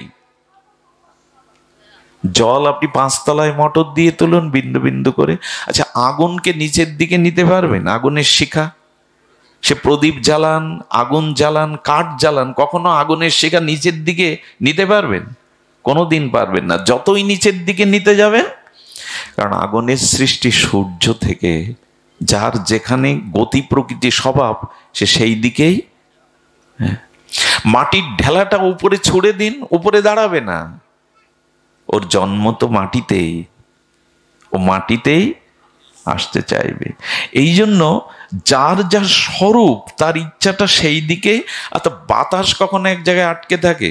বাতাসের স্বভাব বহমান। নদীর স্রোত, ওকে বাঁধ দিয়ে আটকে দিন, ওই স্ফীতি হতে হতে বাঁধ ভেঙে ছুটবে। আমাদের স্বভাব ভগবানের কাছ থেকে এসেছি, তার কাছে ফিরে যাওয়া। এটাই হলো আমাদের মুক্তি। কিন্তু এটা বাধাগ্রস্ত হচ্ছে এই কামনা বাসনা মায়ার সংসারে। এই জন্য জালে আটকে গিয়ে একটু ছটপট করুন, যাতে জাল কেটে বেরোনো যায়। ভাঙা, ফরিদপুর, মকসেদপুর এই অঞ্চলের মানুষের কথা আমাকে ইন্ডিয়া থেকেও মানুষরা কল করে বলেন, বাংলাদেশের অন্দর অঞ্চলে, বিল্লমঙ্গলজি ওখানে কি পেয়েছেন, এত যান কেন, আমাদের কাছে আসেন না? আমার মাঝে মাঝে মনে হয় আপনারাও হ্যামিলনের বাঁশিয়ালার মতো কোনো মুক্তির গান শুনেছেন, নাহলে এভাবে ভাগবতের রুচি হয় না। আপনাদের মধ্যেও কোনো বাঁশির সুর বেজেছে, নাহলে এত কষ্ট করে এত গুণীজন সুদীজন আপনারা আসতেন না। এই জাল ছিঁড়ে বেরোবার একটু ছটপটানি থাকুক ভেতরে। কবে গুরু গোবিন্দের কৃপায়, কবে সাধুর কৃপায় এই জাল থেকে আমরা মুক্তি পাবো। এই জন্য নিজের রূপের দিকে আর নয়, এবার স্বরূপের দিকে তাকান। আমি তোমারই রাধারানী, আমি আর কারো নই, আমি তোমারই, আমি আর কারো নই।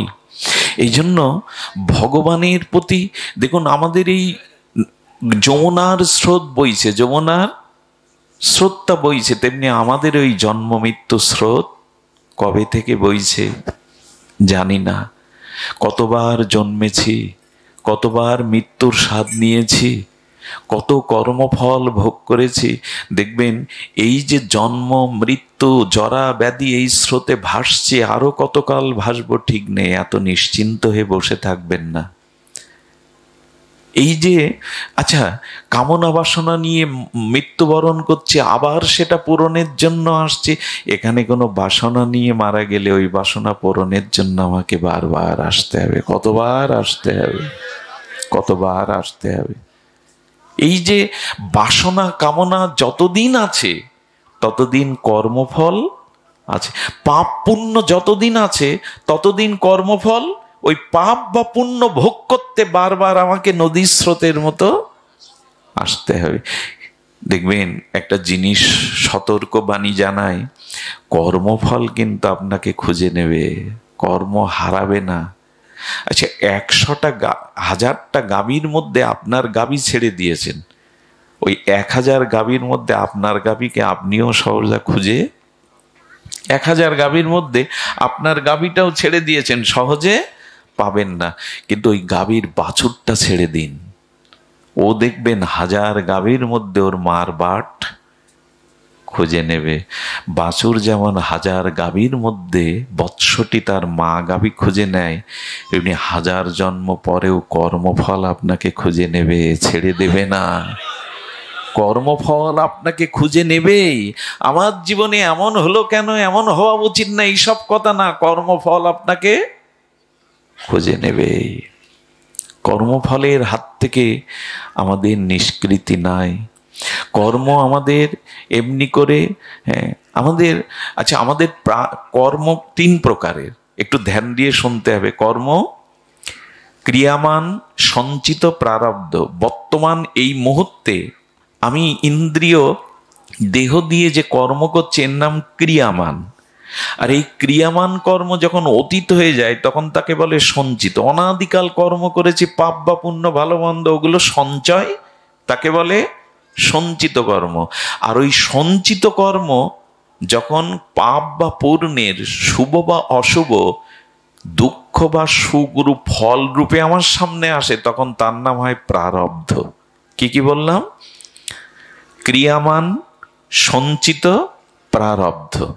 এই প্রারব্ধ সহজে কেউ যদি আজকে পাড়া খায়, 10 বছর পরেও সেই পাড়ার বিস্ফোরক তার দেহে বেরোবে, হজম হবে না।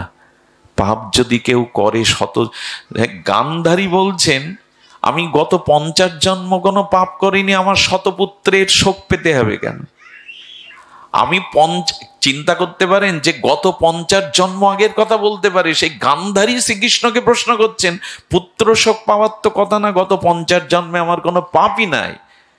শ্রীকৃষ্ণ বলছেন, 50 জন্মের আগের জন্মের কথা তোমার জানা নাই, জানা নাই তোমার। এই জন্য পিয়ন যদি কোনো দুঃসংবাদের চিঠি আপনার কাছে দেয়, এটা পিয়নের দোষ না, পিয়ন তো বহন করে এনেছে।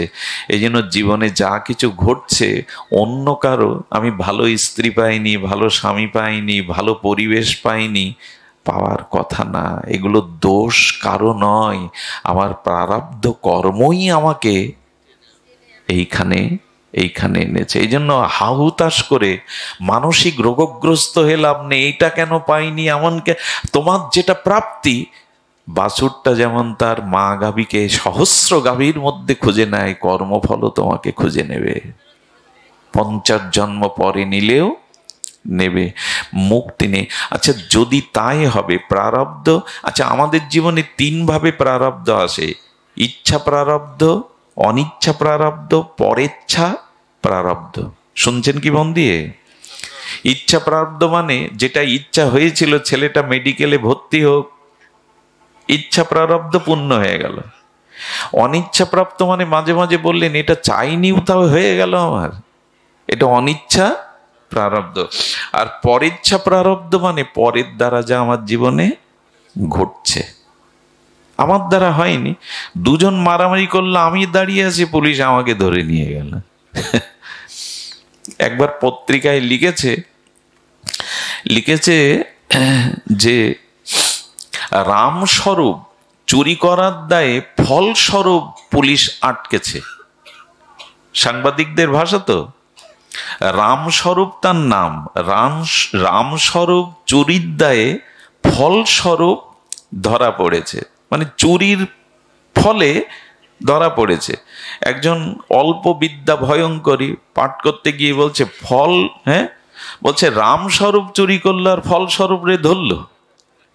আসলে ফলস্বরূপ ধরা পড়েছে, কিন্তু অল্প বিদ্যা তো, ও পড়ে বলছে রামস্বরূপ করলো চুরি, বিচার দেখো ফলস্বরূপের ধরেছে।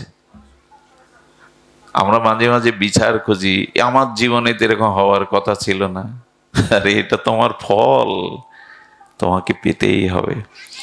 কর্মফল যদি থাকে না, তাহলে কি হয় জানেন, পোড়া মাছও লাফিয়ে যায়। তবে একটা কথা বলি, কথাটা তুলসীদাস গোস্বামীর, খুব ধ্যান দিয়ে, আমি বেশিক্ষণ নেব না, আপনাদের অত্যাচার করব না শীতের রাতে। তবে এইটুকু বলি, গ্রহদোষ, এই যে শনি, রাহু, কেতু, মঙ্গল ইত্যাদি গ্রহদোষ মানুষের জীবনে প্রভাব ফেলে। কিন্তু আমি বলবো কি, যদি কর্মফল যা আছে তাই ঘটবে, তাহলে আর তোমার চরণে আসবো কেন? তুমি দয়াময়, তুমি কৃপাময়, তুমি সর্বশক্তিমান, তুমি অচিন্ত তত্ত্ব, তুমি সবই পারো। গোবিন্দ তোমার চরণে, রাধারানী তোমার চরণে, গুরুদেবের চরণে যেতে যাব কেন? যা ঘটবার্তা যদি ঘটবে তো তোমাকে ডেকে লাভ কি? তোমার চরণে শরণ নিয়ে লাভ কি? প্রশ্ন তো এটা আসবেই। তাহলে ভজন সাধন কি দেবে? কর্ম যা ঘটবার্তা যদি ঘটবে, ভজন সাধন কি দেবে আমাদের? তবে শুনুন, তুলসীদাস বলছে কারো জীবনে যদি নবগ্রহের প্রকোপ পড়ে, 9টা গ্রহ আছে, বললেন আরেকটি গ্রহ আছে, ওই গ্রহকে যদি ধারণ করো তাহলে এই নবগ্রহ তোমার ক্ষতি করতে পারবে না। সেই গ্রহের নাম শুনতে ইচ্ছা করছে তো? নবগ্রহ আপনাকে বঞ্চনা করতে পারবে না যদি আরেকটি গ্রহের শরণ নেন। তুলসীদাস গোস্বামী বলছেন সেই গ্রহটি হলো ভগবানের অনুগ্রহ। নবগ্রহের উপরে আছে ভগবানের অনুগ্রহ। আচ্ছা, ভগবানের অনুগ্রহ থাকলে কর্মফল যে আসবে না আসবে।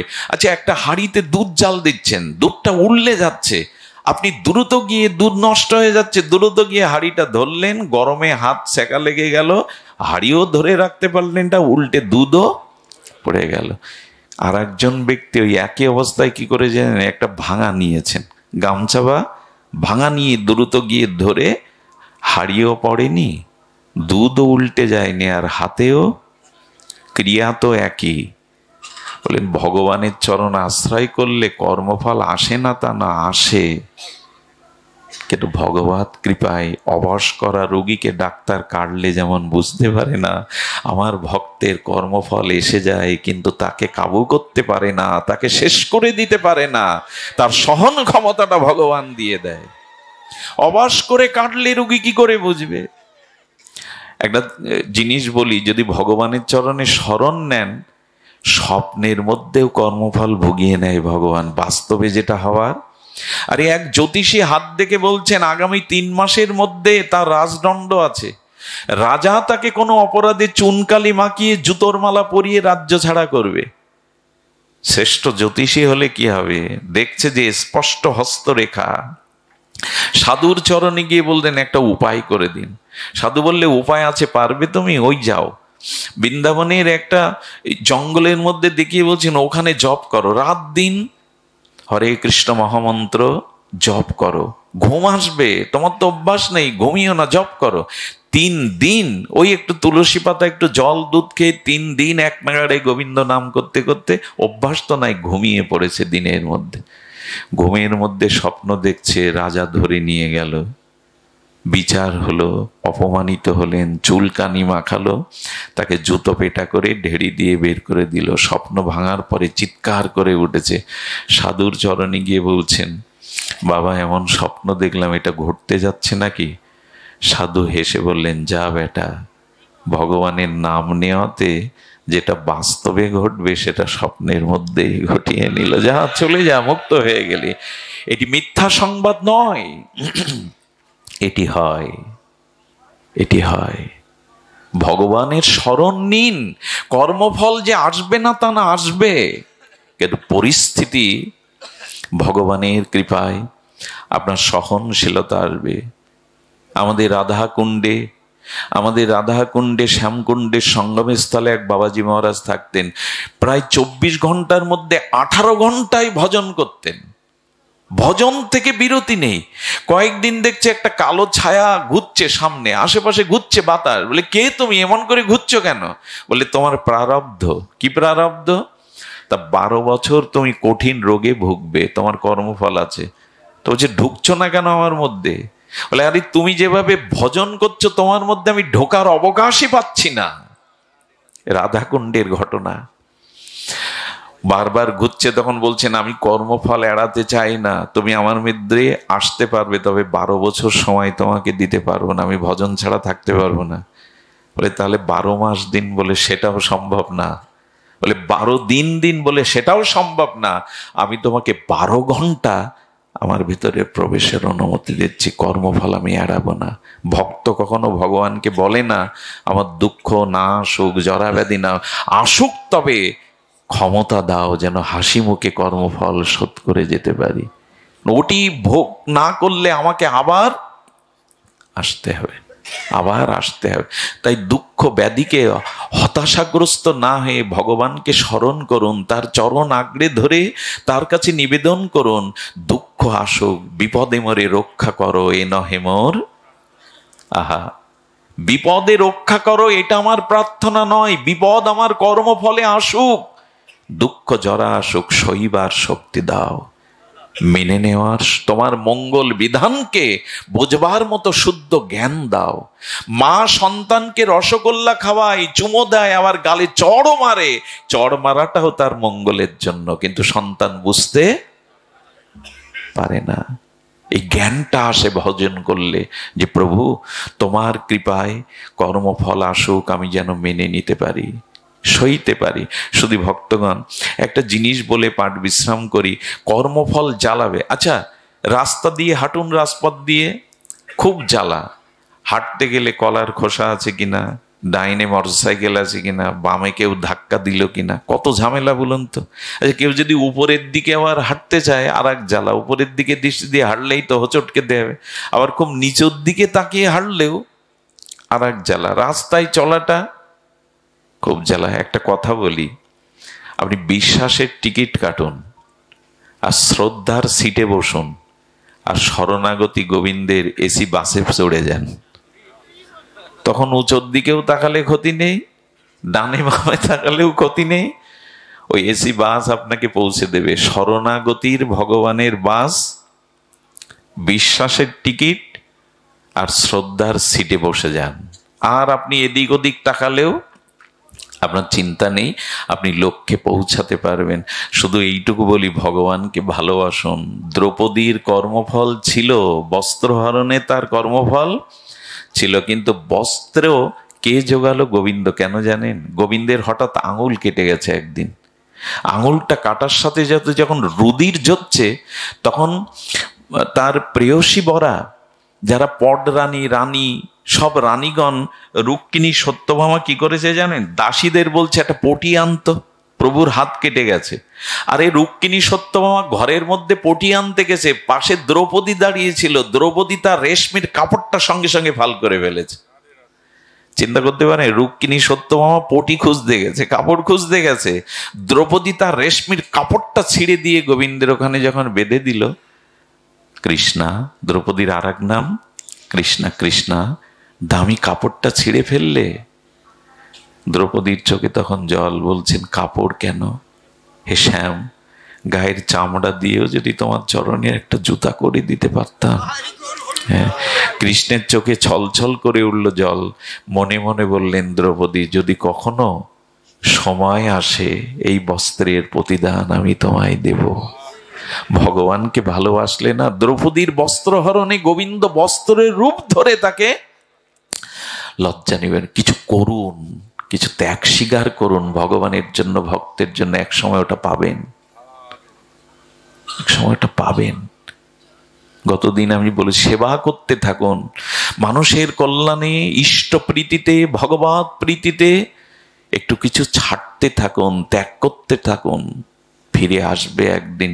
সবশেষে এইটুকু বলি, কর্মফল যায়, কর্মফল রোধ হতে পারে যদি পুরুষার্থ করেন, ভজন করেন, গভীরভাবে যদি ভজনে মনোনিবেশ করেন, তবে ভজনের দ্বারা কর্মফল রোধ হয়। তার একটা প্রকৃষ্ট দৃষ্টান্ত। আচ্ছা, জজ কোর্টে যে মামলার রায় হলো, তা যদি আপনার রায় সম্মতি না হয়, কোন কোর্টে যায় আমরা?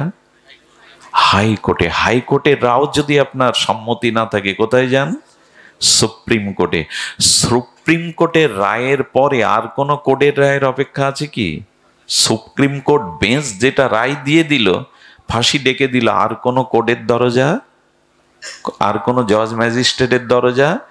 কিন্তু ওই ফাঁসির আসামি তখনও মুক্তি পেতে পারে। একটা পথ খোলা আছে, যদি দেশের রাষ্ট্রপতি তাকে ক্ষমা করে। একটা ফাঁসির আসামি সুপ্রিম কোর্টের রায়ের বাইরেও যদি বিশেষ ক্ষমতা বলে, রাষ্ট্রপতি কোনো ফাঁসির আসামিকে মুক্তি দিতে পারেন, তবে জগৎপতি কৃষ্ণ পারে না কর্মফল হতে আমাদের মুক্তি দিতে? অবশ্যই ভগবান মুক্তি দিতে পারে। ভগবানের চরণে শরণ নিন, তার নাম আশ্রয় করুন। সুপ্রিম কোর্টের রায়ও রোধ করতে পারে রাষ্ট্রপতি। গোবিন্দ পারে নাকি? এই জন্য দয়া করে দুঃখ, কষ্ট, যন্ত্রণা ভগবানকে জানান, শ্রী গুরুদেবের চরণে সমর্পণ করুন। সবশেষে এই মধুরতি মধুর কথাটি আর একবার স্মরণ করিয়ে দিয়ে পাঠ বিশ্রাম করি। মা যশোদা যমুনাতে যাচ্ছে। ভাগ্যবতী ব্রজবাসী মায়েরাও যশোদার সাথে যাচ্ছে। কেন জানেন? গোপালের নামে প্রদীপ দেবে যমুনা মাইকে। তো গোপাল তখন বলছেন, মা আমি যাব, মা আমি তোমার সাথে যাব। তা গোপাল যখন মায়ের কাছে কোনো দাবি করেন, মা এড়াতে পারে না, বলে তুই থাক গোপাল। বলে না মা, যাব, পূজা দেখতে যাব, যমুনা দেখতে যাব। যমুনার কোলে এসে প্রদীপ প্রজ্বলন করে মায়েরা ভাসিয়ে দিয়ে চোখ বন্ধ করে প্রার্থনা করছে, আমাদের গোপাল যেন সুখী হয়, গোপাল যেন ভালো থাকে। কৃষ্ণ চোখ খুলে দেখে মা যশোদা সহ সব ব্রজ মায়েদের চোখ বন্ধ। কৃষ্ণ হঠাৎ যমুনায় লেবে পড়েছে। লেবে পড়ে যে প্রদীপগুলো ভেসে যাচ্ছিল, ডেকে ডেকে বলছে, না আয় আমার কাছে, ফিরে আয়, ভেসে যাস না, ফিরে আয়। কিছু প্রদীপ এলো। গোবিন্দ পীতবসনে, তার পীতবরণ বসনে প্রদীপগুলো বেঁধে নিল। নিয়ে আবার মা চোখ খোলার আগে উঠে গোবিন্দ চোখ বন্ধ করে প্রার্থনারত। মা দেখছেন, হ্যাঁ গোপাল প্রার্থনা করছে আমাদের মতো করে, চল গোপাল। মা প্রদীপ দেয়া পূজা হয়ে গেছে যমুনার, হেরে গেছে, চল। আসতে গিয়ে দেখে সেই পুডলিতে বাঁধা প্রদীপগুলো মাটির প্রদীপ, তো শব্দ হচ্ছে। গোপাল, এসছিলি তো খালি হাতে, এ পুডলির মধ্যে কি? যশোদার দিকে তাকে বলছে, মা সবার পুডলি দেখতে নেই, কারো পুডলি দেখতে নেই। যশোদা বলতে, ওটা বুঝেছি, কিন্তু চোরের পুডলি খোলা যায়। তুই এসেছিলি খালি হাতে, কি চুরি করে নিয়ে যাচ্ছিস দেখি। পুডলি খুলে দেখে মা যেসব প্রদীপ ভাসিয়েছিল, তোর স্বভাব এখনো যায়নি গোপাল, তোর চুরি করার স্বভাবটা এখানেও। প্রদীপগুলো, আচ্ছা প্রদীপগুলো নিয়েছিস? যে কথাটা আজকের অনুষ্ঠানের সার সিদ্ধান্ত কথা, কৃষ্ণ তখন বলছেন কাঁদো কাঁদো সুরে, মা আমার একটা স্বভাব আছে, সেই স্বভাব হলো আমার সামনে কেউ ভেসে যাক এটা আমি দেখতে পারি না। আমার সামনে কেউ ভেসে যাক এটা আমি দেখতে পারি না। প্রদীপগুলো যখন যমুনায় ভেসে যাচ্ছিল তখন আমি নেমে গিয়ে ওদেরকে ডেকেছিলাম, আয়।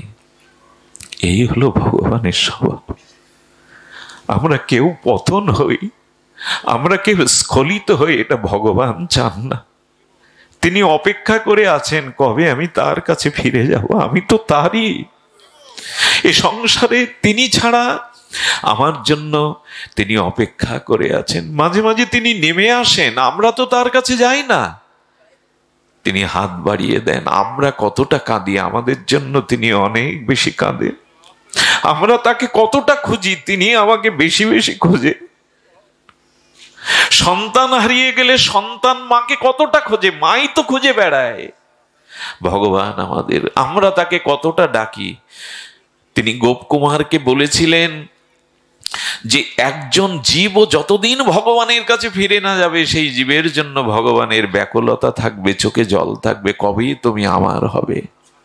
ভগবান এই জন্য গোবিন্দ বলছেন আমার সামনে কেউ ভেসে যাক মা এটা আমি দেখতে পারি না, তাই তো ডেকে ওদের কোলে তুলে নিয়েছি। যশোদা তখন বললেন, তো সবগুলোকে কেন নিলে না, অল্পগুলো যে নিয়ে নিলি? কৃষ্ণ কি বলল জানেন মা, আমি ডাকি সবাইকে, আমি সবাইকে হরিনামের বংশীধ্বনিতে সাধুর বাণীতে ডাকি, কিন্তু সবাই আসে না, সবাই আসে না। আমার ডাকে যারা সাড়া দেয় আমি তাদের কোলে তুলে নিই, কিন্তু যে আমার ডাকে সাড়া দেয় না তারা চিরকালই ভেসে যায়, তাদের আমি নিতে পারি না। এই জন্য হরিকথা হরিনামে বংশীধ্বনিতে আজও ভগবান আমাদের ডাকেন, একটু তার ডাকে সাড়া দিন, না হলে কিন্তু ভেসে যেতে হবে।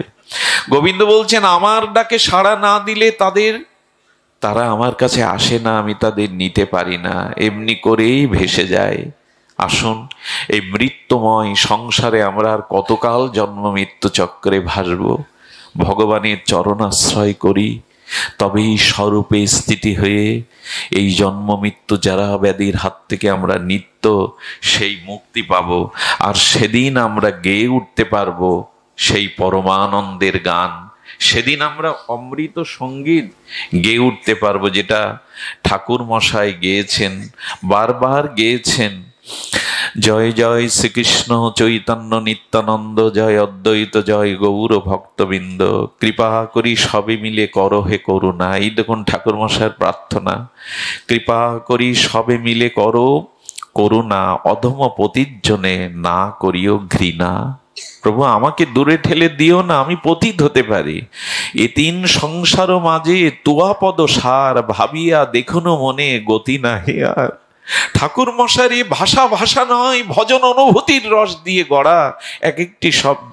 এ তিন সংসার মাঝে তুয়া পদ সার, ভাবিয়া দেখিন মনে গতি নাহি।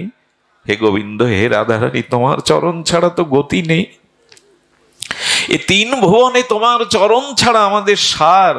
আর সে পথ পাবার আসে খেয়ে দুটে মনে, ব্যাকুল হৃদয় সদা করিবে ক্রন্দনে।